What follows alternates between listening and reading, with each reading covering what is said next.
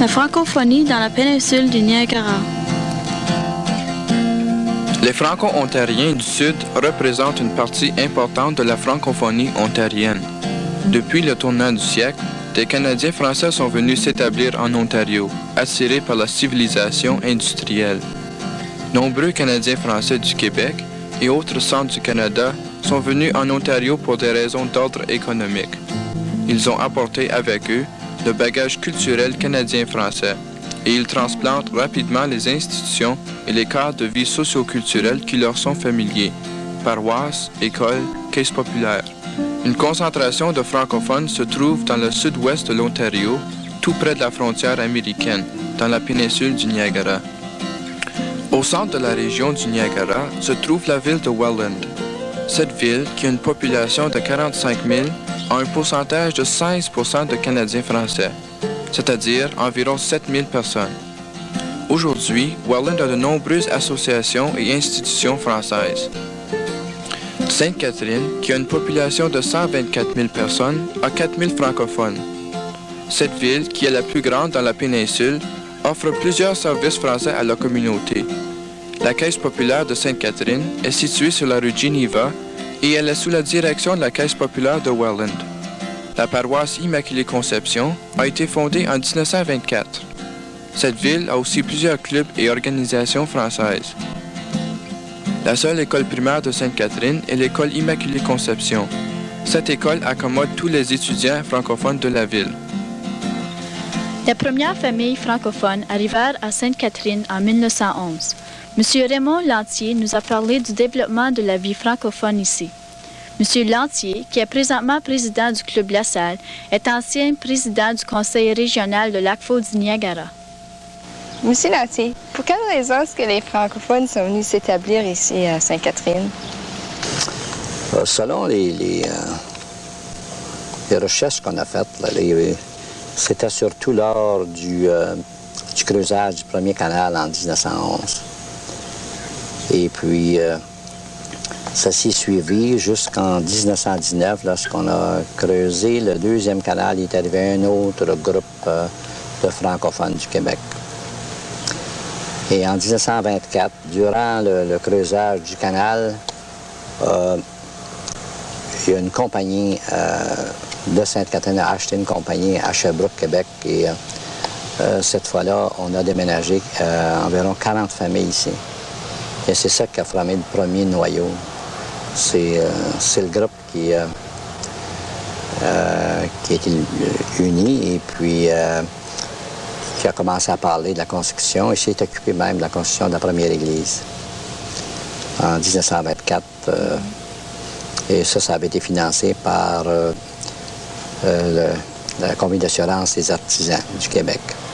Ces gens-là avaient des polices d'assurance, des artisans, et la compagnie a consenti à prêter 14 000 pièces pour acheter le terrain et bâtir la première église sur la rue Church, que nous avons vendu depuis ce temps-là, et puis nous sommes déménagés à un autre endroit plus grand pour accommoder plus de francophones. Plus tard, là, je suis arrivé ici, la paroisse était un petit peu anglicisée. Ça était devenu une paroisse bilingue, parce qu'il n'y avait pas d'école dans ces temps-là. Hein. Alors, les enfants de ces parents-là, les premiers de Joe Blais, puis tous les Dugas, les Blais, les Vallières, on a un lot de ces familles-là. Les enfants n'avaient pas d'école. Hein. Alors, ils ont pas conservé le français. Alors, la paroisse était devenue, là, je suis arrivé ici, la paroisse était bilingue. On avait un curé du nom du père McKinnon. Cependant, il parlait très bien français, il a fait son grand séminaire à Québec. Et puis, les sermons étaient anglais-français. Mais je dirais plutôt anglais que français. Puis, l'éducation, quand est-ce que ça a commencé, les écoles françaises? Là, je suis arrivé ici en 50.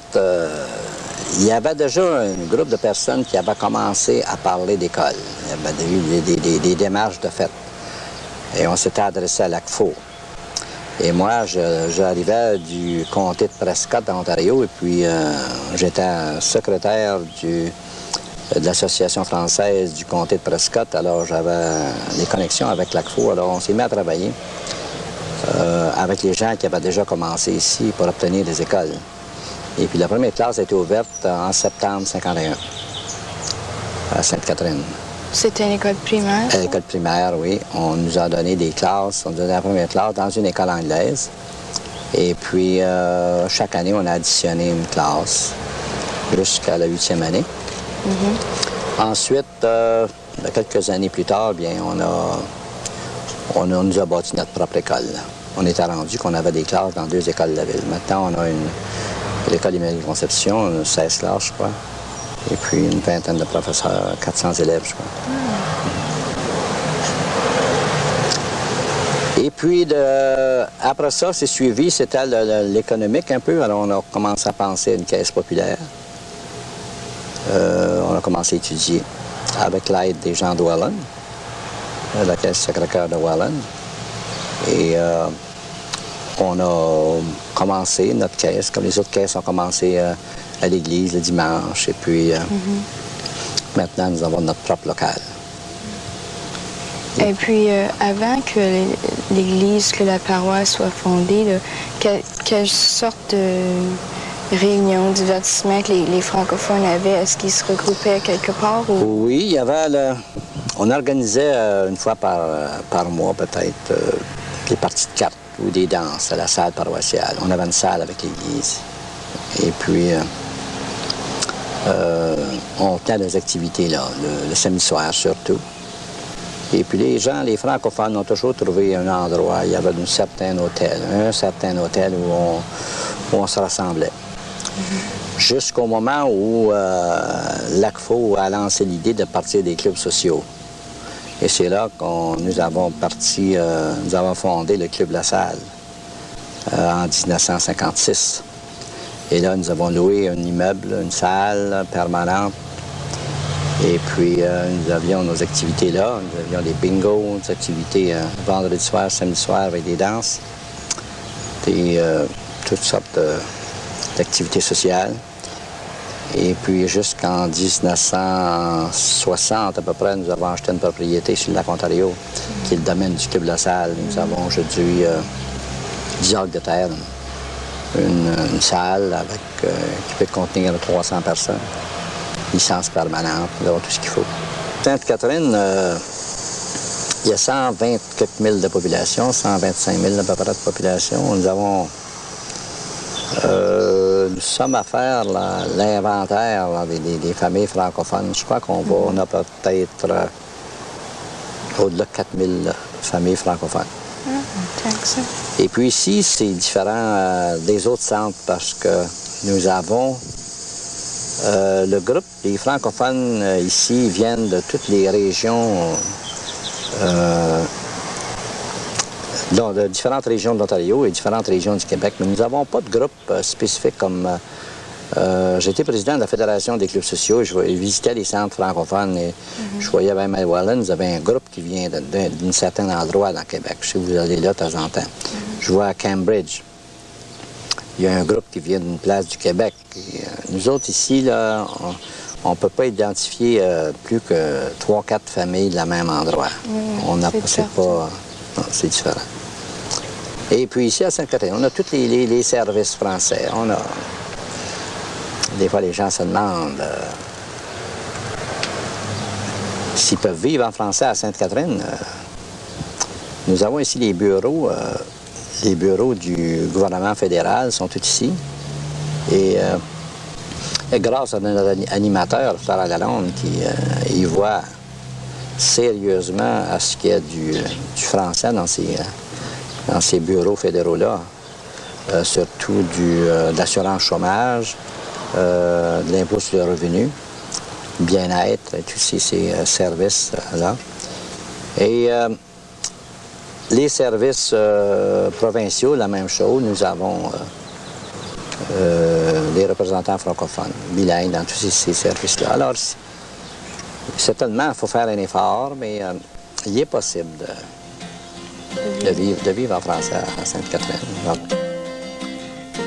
Niagara Falls, un endroit bien connu, se situe sur la frontière américaine. Les fameuses chutes du Niagara ne font qu'ajouter à la beauté de cette ville d'environ 78 000 habitants. Il n'y a que 3,1% de la population de Niagara Falls qui est française. Comme Port Colborne et Sainte-Catherine, la ville de Niagara Falls a aussi des services à rendre à ses résidents francophones. Elle offre une belle église Saint-Antoine, fondée en 1955. La caisse populaire sur la rue Valley Way fut ouverte en 1963.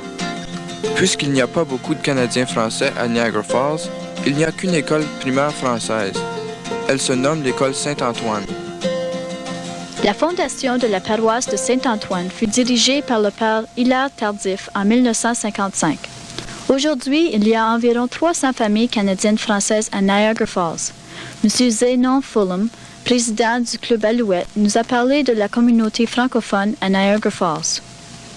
Monsieur Fulham, pouvez-vous nous parler des débuts de la paroisse de Saint-Antoine de Padoue? En 1955, le père Marie Tardy est arrivé à Welland, au mois d'août. Puis de là, il s'est rendu à Niagara, rencontré M. Joe Bernier. C'était un cordonnier que quelqu'un, sans doute, lui avait donné. Non. Puis M. Joe Bernier lui a fait rencontrer tous les Canadiens français qu'il connaissait. Et ensuite, c'est comme ça que la nouvelle s'est propagée, que les franciscains voulaient commencer une paroisse à Niagara. Ça, il est arrivé au mois d'août.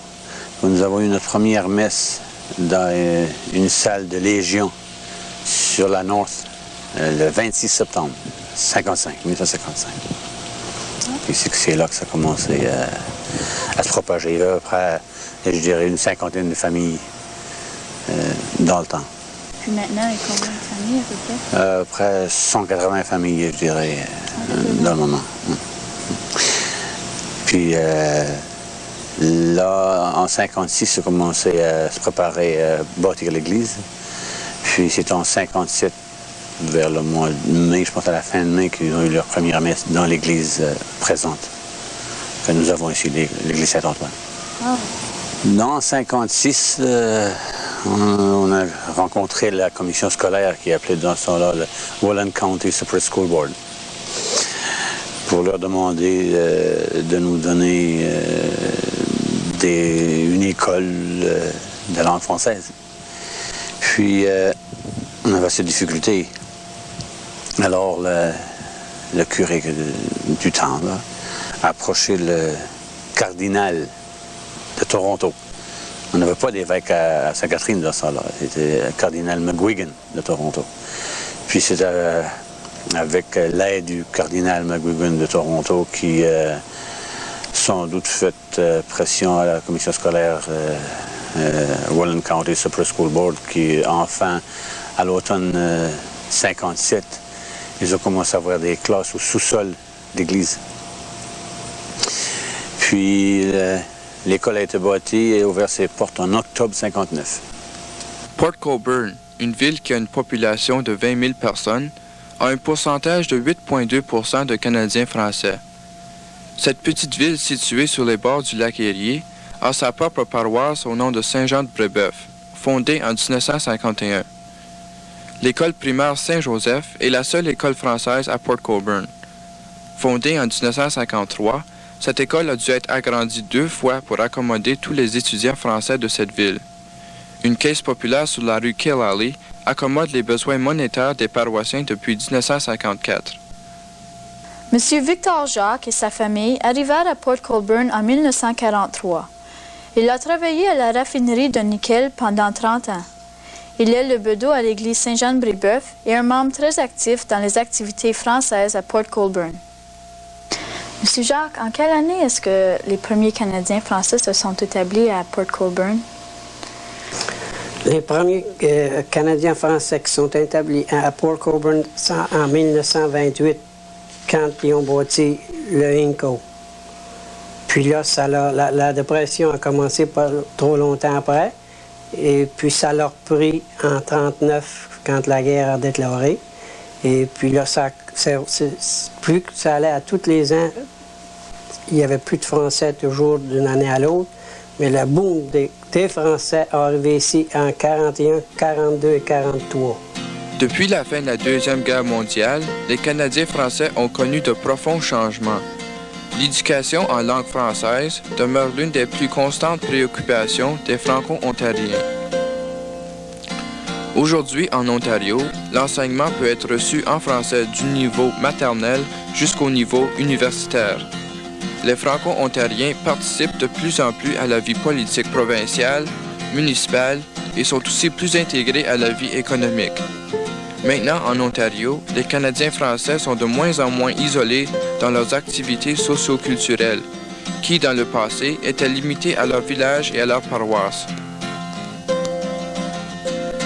Cette émission fait partie d'un projet pour des étudiants au niveau postsecondaire financé par le ministère de la Main-d'œuvre et de l'Immigration. Ce projet fut réalisé durant l'été de 1980 à l'occasion du 60e anniversaire de la paroisse du Sacré-Cœur.